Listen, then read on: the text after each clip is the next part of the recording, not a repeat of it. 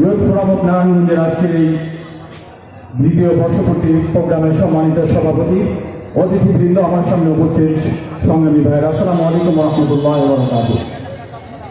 সংগ্রামী ভাইয়েরা, আপনারা কি এই রোদ ছেড়ে মাঠ ছেড়ে বাসায় চলে যেতে চান? আপনারা কি আবু সাঈদ নূরের যুদ্ধ ব্যর্থ হতে দিতে চান?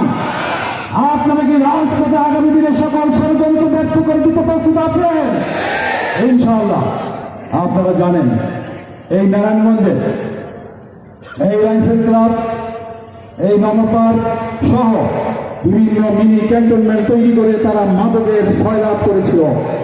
তারা এখান থেকে মাদক সাপ্লাই করে দেশের যুব সমাজকে ধ্বংস করার চেষ্টা করেছিল। কিন্তু আমরা আমাদের ইমানের দায়িত্বে আমরা বলিষ্ঠ ভূমিকা রাখতে পারিনি। আমাদের নেতৃবৃন্দ যারা বলিষ্ঠ ভূমিকা রেখেছেন তাদেরকে অন্যায়ভাবে তারা শহীদ করেছে।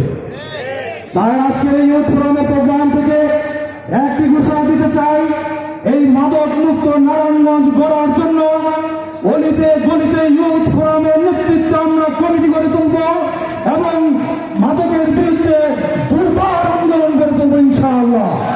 সেই দুর্বার আন্দোলনে ইয়ুথ ফোরামের সাথে থেকে সবাইকে সামনে আসার জন্য, এগিয়ে আসার জন্য উদাত্ত আহ্বান জানিয়ে আমি আমার সংক্ষিপ্ত কথা এখানে শেষ করছি। আসসালামু আলাইকুম ওয়া রাহমাতুল্লাহি ওয়া বারাকাতুহু।